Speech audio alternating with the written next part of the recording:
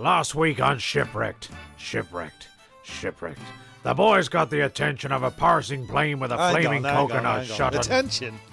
You shot it out the sky, you daft cunts. resulting in the death of the pilot. I mean, what kind of idiots? Idiots, titwanks, tosspots, knob jockeys, launches a fucking coconut at an airplane. PetraChelli, you still handy with those bolt cutters? Aye, nae bother. Good night, John. Whacks me on the head, that's nice. Quiet now, John. As I was saying, the boys tried to catch the attention of an over-parsing aeroplane by launching a flaming coconut, but due to the poor driving skills of pilot John Wilson, the plane ran straight into the island-made flare and came crashing to the ground. The seagull, who once soared gracefully above the island, died in a freak free-falling accident, and Jimmy stayed up till all hours doing God knows what to a chest full of tennis balls he found buried in the sand. So, as the sun rises on the island, the boys start off the day by looking at the charred remains of a treasure chest. Arr. Hey, how come it's all burnt? Hey, how'd you start the fire? Good day, mate. Did you burn your balls, Jimmy? No, they're fine. Well, a little tingly and a tad empty, but... The fucking tennis balls. The chest was full of tennis balls. Oh, well... And yeah, how did you get the fire started? I just borrowed Brad's lighter. But I was asleep the whole time, Jimmy. I put it back. Fuck Oh, me. I think I'm going to throw up. I don't understand what the big deal is. As Petra stands shocked after hearing of Jimmy's disturbing pickpocket skills, Brad uses the pelt of a small muskrat to scrub himself clean of the ass tampering he unknowingly endured whilst he slept. Standing under the dripping roof of the cave, he weeps as he tries to think of better times before being prompted to move back to the fire sooner rather than later to help move this story along. So, Jimmy, what did you do with tennis balls last night? Jimmy? What's that he's doing? Not sure. I just asked what he did with the tennis balls, and he started doing this. Well, there's a lot. There's a lot of hip thrusting and oh Christ!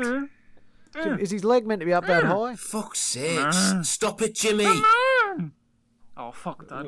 What are you doing? Charades. Charades? Yeah, charades. As in charades? Yes, charades. Righto. Why are you playing charades? And why won't you tell me what you did with those balls? I don't want to talk about it.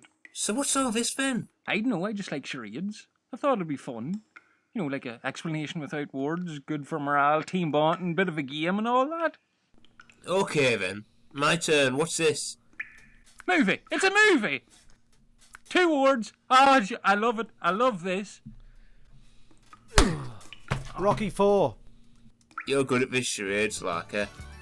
As the remains of the tennis balls smoulder and the thought of Jimmy's light fingers are put behind them, the sounds of a young seagull taking flight tempts Brad and Petra out of the Yeah, cave. it was mad. It looked like a brown ring around Uranus. I meant Saturn, not Saturn. What's with the door sound? Oh, Dave said we should have a door sound effect every time we go in or out of the cave. But there's no door. It's just... Yeah, but there's no cave really either, is there? fair point. As the boys make their way down to the beach, a now conscious Jimmy yells out for them to wait up, while a small bird carrying a coconut husk makes his way back to a partially built nest, and a single cloud passes the sun, causing the temperature to drop 4 degrees for a Wait for me. The temperature changed. A groggy Jimmy catches up.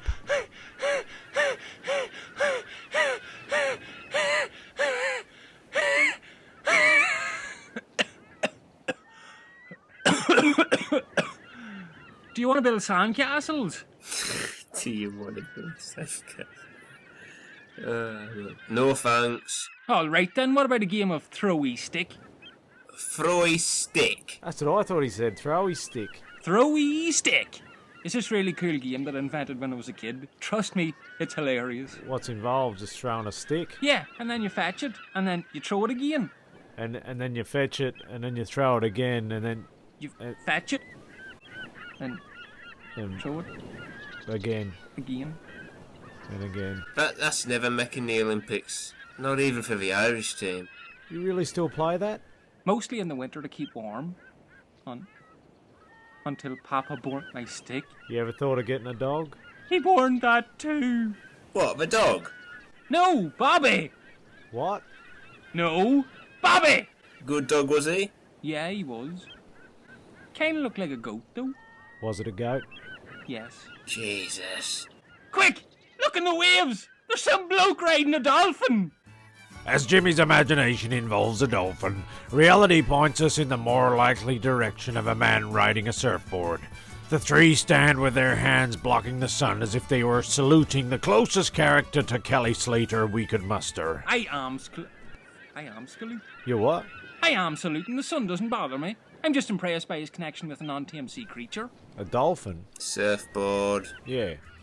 As the surfer rips through a nice barrel, standing like a pro on his surfboard, Dolphin! Oh, so it is. he gives a hang loose sign with his right hand, extending his thumb and little finger with a slight twist of the holy shit, he's hit the reef! Oh, that's a shame. A dolphin would have dodged that. Quiet, Jimmy. The boys quickly run over to help the now unconscious surfer as the waves flip him around in the foamy salt water, while a moth finds warmth in a light bulb somewhere else on the mainland. Petra, quick, mate, get in and get him. Fuck that! You ever seen The Little Mermaid? There's all sorts of shit in there.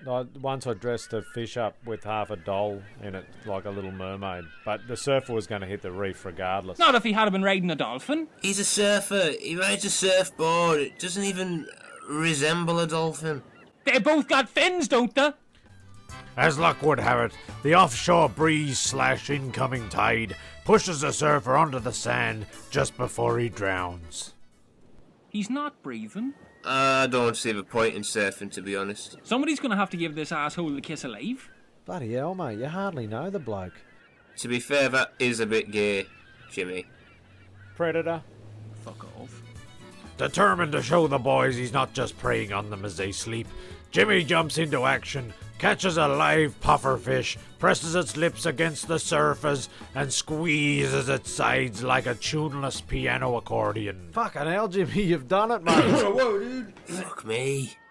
Well, that's one more mouth to feed, innit? Brilliant.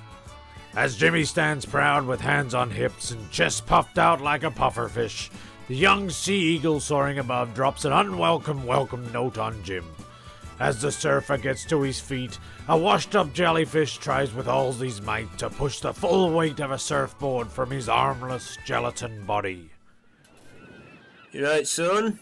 Whoa, been better, man. You know, my head's a bit rough. You can't help that, mate. Have you ever ridden a dolphin? What? Jimmy, stop it. Where'd you come from? San Diego, brother. But that was weeks ago. If you've been at sea for weeks, why haven't you got any facial hair, like, at all? It's a good point. You are very well shaven, mate. Look, bro, I just got a call to do a voiceover. I didn't think it was necessary to grow some fucking beer just to talk shit on a microphone, okay? Fair play. Wait a minute. I know you. You're Ron Burgundy. No. Kevin Thomas. Not that Kevin Thomas. Yeah, that's the one. So, the Kevin Thomas. Yeah. Jesus! Are you Ron Burgundy or not? No. Christ. Well then, can you put the seaweed on your top lip? Fuck off. As the boys go back to the cave for a bit, Kevin finds himself unable to earhole the rot spoken about Jimmy's balls by the three castaways, and walks out of the cave wondering why it makes a creaking door noise each time he walks in or out. He looks at the ocean, then back inside the cave. In one direction, there are 20-foot waves and gale force winds. The other, Brad, Jimmy, and Petra. Just off to the left, the young seagull smiles as he thinks of a joke he heard about an albatross, a penguin, and a sparrow. Kev grabs his surfboard and says his goodbyes.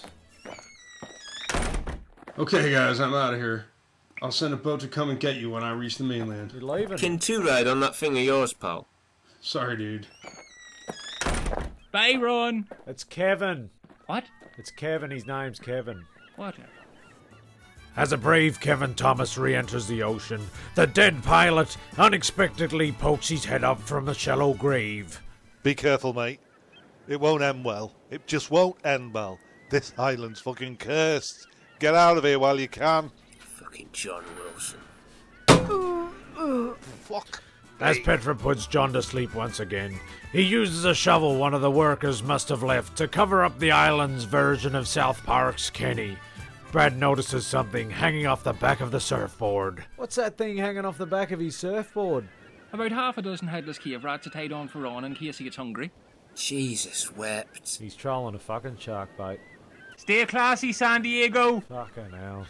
And just like that, Kevin Thomas, the one hope of raising the alarm, the lone surfer who opted to face the violent ocean rather than spend a single night out with our 3 shipwrecked lunatics, paddles off into the... Holy fuck, he's been eaten! Fucking hell. Did you see that? Fucking fit the cunt in half. Wouldn't have happened if he was on a dolphin. I tried to warn him, didn't I, eh? Shut up, John. Jesus. Fucking foreskin head. Oh! Ow! Ooh! Ah! Fuck! Jesus! Ah! Oh! Oh! Ah! Ah! Ah! Oh! Ah! That's enough, mate. Come on. Ah! So as Kevin gets eaten by a great white shark, the boys pile the sand up nice and ridiculously high on the dead pilot's grave, while a family of bugs nest quietly under some leaf litter back up at the jungle. The day ends as the men head back to the cave, and the tennis balls are never mentioned again. And can we get some security in so Jimmy doesn't touch us while we sleep? Next week on Shipwrecked. Mateship is put to the test when Jimmy points out a test on mateship written on the cave wall in charcoal. Petra decides to look further than 50 meters past the cave entrance, and Brad hand feeds the seagull or some shit. Who knows? Who cares? Just join us next week for another pile of pure shit when we on Shipwrecked. Yes, Brad, just leave a message. Jesus. No one's here. I'm sat here on my own. Fucking dog things have gone off my head. A lot of mates asking, when's PetraChelli going to be killed off? I'd advise Series 1 because people don't want to wait to Series 2. But I trust you.